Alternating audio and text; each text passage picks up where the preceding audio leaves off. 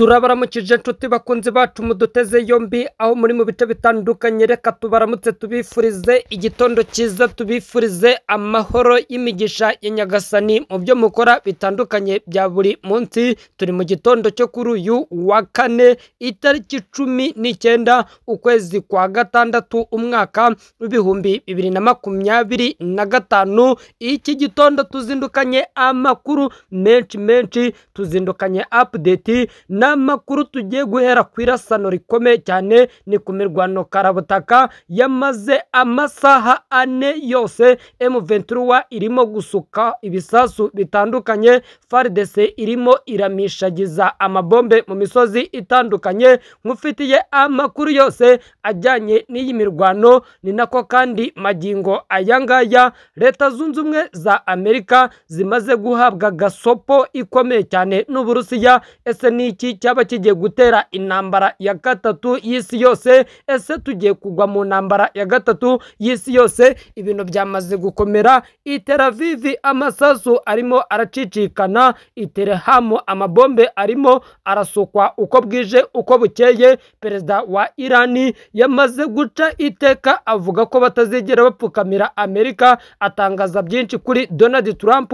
Ese niki kigiye gukurikira nyuma yuko Perezida Tshisekedi nawe yeruye akavuga ko intambara igiye gutangira, intambara igiye kongera gufata intera ikomeye cyane? Ese intare za Sarambwe zafashe umujyi wa Goma zigafata umujyi wa Bukavu zirimo zirategura iki? Nkufitiye operasiyo karabutaka. Ababirigi muri Kindu biteguye kurwana. Abarundi batangaje M23 ko bagiye kugaruka muri Bukavu bakayambura ibice byose yafashe. Uvira ibintu bikomeje gukomera, bikomeje kurusha guhindura isura. Wowe icyo nkusaba, nimba ari ubwa mbere ubanye natwe, ikandire subscribe, ukandire like, ukandire share, komenti, ubundi amakuru yacu uyakurikire 5 kuri 5. Ni niyo mpamvu mbanza gusuza abatwereka ko badukunda. Ndasuza uwitwa Mugabo James ukomeje kutubwira ko adukunda, nkasuza uwitwa Nyiransabimana Vestina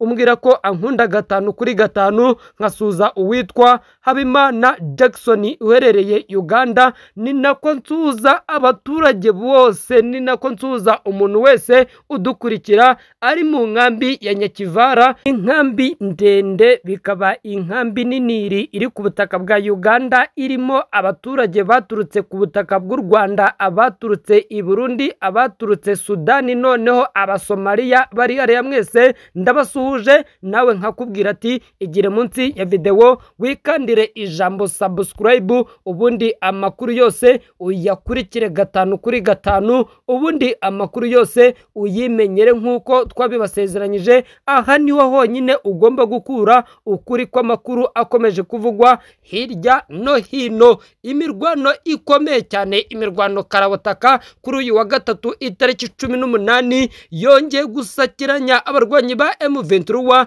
yongeye gusakiranya ingabo za Congo FARDC na M23. Ni ku musozi wa Karisimba, ni muri teritwari ya Warikare. Mu minsi ishize M23 yari yarigaruriye aka gace, ariko izi ngabo za M23 zaje kugasorwamo n'aba FARDC. Wazarendo zasaze, zirimo kumisha amasasu, zirimo gukubita umwanzi nta guhagarara, zirimo gutanga gasopo. Amakuru aturuka muri ako gace aravuga ko magingo ayangaya Wazarendo zagarutse Buhimba. Ingabo z'Abarundi zamaze kuzenguruka umudugudu wose wa Rusumamba, ni nako kandi FARDC n'ingabo zayo nemaze gufata umusozi wa Butoga usanzwe uri mu birometero 3 werekeza ahangaha Rusumambu. Amakuru atangwa n'abayobozi gakondo bo muri aka gace avuga ko imirwano yaziriya mande zombi yamaze amasaha 4, kandi yasize FARDC ikubitiye areba inzega abarwanyi ba M23. Amakuru aturuka ku kibuga cy'imirwano, abasirikare b'Abarundi bateguje M23 M23 ko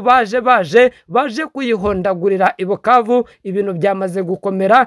Update nuko M23 nayo yahinduye imirwanire, irimo irashaka kwigarurira umujyi wa Uvira, mu gihe ingabo zaturutse mu mihanda n'imihanda z'abarundi zirimo kugaragaza ko ziteguye noneho kurwana paka kugeza ku munota wa nyuma, ziteguye guhindura isura zikisubiza ibice bigiye bitandukanye. Iyi ntambara irimo iraba, iyi ntambara irimo kurushaho guhindura isura uko bwije nuko bukeye. Nyamara amakuru yamaze kumenyekana nuko Mutamba yabwiye Tshisekedi ko umugambi wo kumushyikiriza ubutabera wacuriwe ku butaka bw'u Rwanda. Ese niki gikomeje gutera abayobozi ba Repubulika ya Demokarasi ya Kongo gutangaza byinshi ku gihugu cy'u Rwanda? Constantin Mutamba wahoze ari minisitiri w'ubutabera muri Repubulika ya Demokarasi ya Kongo yashinjije u Rwanda kuba arirwo rwacuze umugambi watumye ajya gushyikirizwa ubutabera.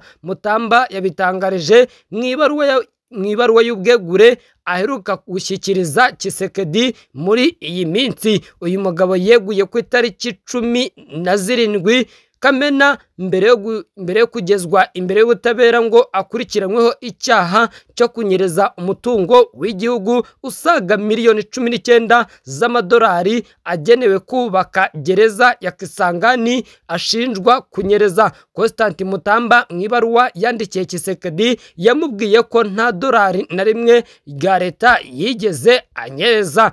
Yavuze ko u Rwanda ari rwo rwacuze umugambi wo kumushyira hasi bitewe n'imanza yaciriye abayobozi ba FCI mbere yuko ushyirwa mu bikorwa na bamwe mu bayobozi. Yagize ati, nk'umusirikare wawe wagize uruhare mu gukurikirana abayobozi bakuru ba FCI, natangajwe no guterwa imbugita mu mugongo binyuze mu mugambi wa politike bigaragaza ko wacuriwe i Kigali ugashyirwa mu bikorwa na bamwe mu bagenzi bacu ugamije guca intege aya mavugurura na gahunda y'igihugu. Yavuze ko uwo mugambi ugaragara mu butumwa Minisitiri w'Ububanyi n'Amahanga w'u Rwanda yanditse ku rubuga rwe rwa X ashimira hejuru ndetse no mu bayobozi ba FCI avuga ko bagambiriye kumwivugana. Mutamba yunze ko yashyizwe hasi nyuma yo gusimbuka kenshi amarozi bigizwemo uruhare n'abacuruzi bakorera umwanzi batashoboye kuba bamugeraho. Yabwiye Tshisekedi ko yiteguye gukomeza gukorera RDC kubera inkoramutima z'abayobozi barimo baramwivangamo, bitewe n'abayobozi barimo gukomeza kugaragaza ko biteguye kuba batakorera igihugu. Ibi biraba mu gihe isaha iyo ari yose, umunota uwo ari wose, dushobora gutungurwa n'intambara ya gatatu y'isi yose. Umuyobozi w'ikirenga wa Irani yasubije Trump wamusabye kumanika amaboko. Umuyobozi w'ikirenga wa Irani uyu akaba ari Ayatollah El Kahim yateye utwatsi ubusabe bwa Perezida Donald Trump wa Leta Zunze Ubumwe za Amerika wamusabye ko igihugu cye cyamanika amaboko mu ntambara gihanganyemo na Isiraheli. Kuwa kabiri ku itariki 17 Kamena nibwo Trump yasabye Irani kuyamanika namananiza nyuma yo kuyibwira ko ubwihangane bwayo Amerika igiye kuba yabushyiraho akadomo. Khamenei mu ijambo yavuze uyu wa gatatu ryatambutse kuri televiziyo ya leta ya Irani yavuze ko igihugu cye kidateze kuyamanika nk'uko Trump yabyifuje. Yagize ati, abantu b'abanyabwenge bazi Irani, bazi igihugu cya Irani ndetse n'amateka yacyo, ntibazigera babwira igihugu mu mvugo yuje gutera ubwoba, kubera ko igihugu cya Irani kitazigera na rimwe kimanika amaboko. Yakomeje agira ati, Abanyamerika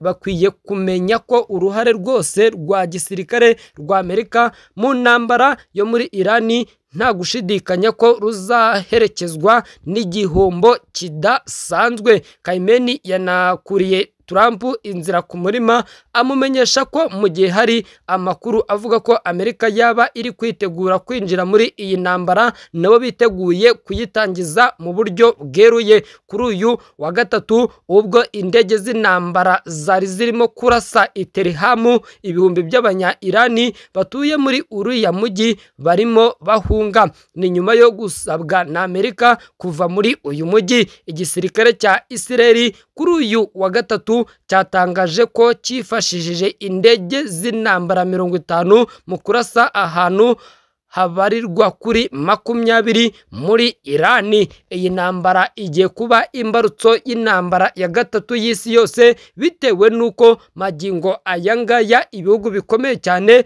birimo kugaragaza ko nihatagira igikorwa nta kabuza iyi ntambara ariyo tangiriro ry'intambara ya gatatu y'isi yose. Perezida wa Leta Zunze Ubumwe za Amerika kandi yamaze guhabwa gasopo na perezida w'igihugu cy'Uburusiya Vladimir Putin, wamugaragarije ko nihatagira igikorwa ngo bahagarike inkunga bagiye gutanga, nabo bagiye kubagiraho ingaruka kandi bagiye kubashozaho intambara ishobora gusiga abatari bakeya bahasize ubuzima, by'umwihariko bitewe nuko Amerika nta kabuza irimo iratanga inkunga yose mu kuba yafasha Isiraheli mu ntambara ihanganyemo n'ibi bihugu. Amakuru kandi yamaze kumenyekana, amakuru atariho ivumbi, nuko ubungubu haba hari uruhande rwaba ruriho ibihugu birimo Irani, ibihugu birimo Uburusiya, Korea ya ruguru, Ubushinwa, Ubuhinde, byaba byiteguye nabyo gufasha Irani mu gihe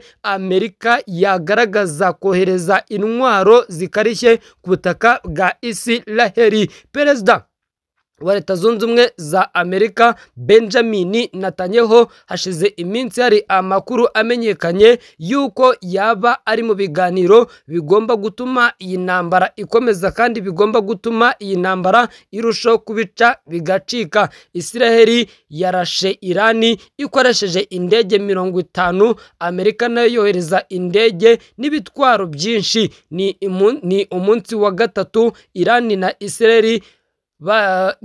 Isiraheli byatsanyeho umuriro, aho ibikorwa remezo biri guhinduka umuyonga i Tehran ndetse na Tel Aviv. Abaturage nibo bakomeje guhura n'akaga gakomeye cyane. Isiraheli yashe ahantu 20 hakorerwa intwaro na za misile n'ahatunganyirizwa iby'ibanze mu gukora intwaro za nukiliyeri ikoresheje indege 50.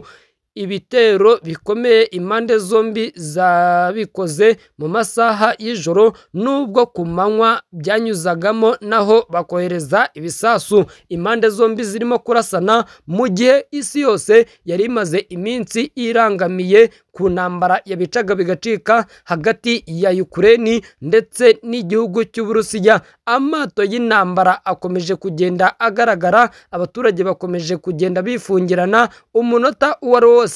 Icyo usabwa ni ukudacikwa n'amakuru dukomeje kugenda tubategurira, kuko tubafitiye byinshi kuri iyi ntambara ikomeje kuvugisha isi yose.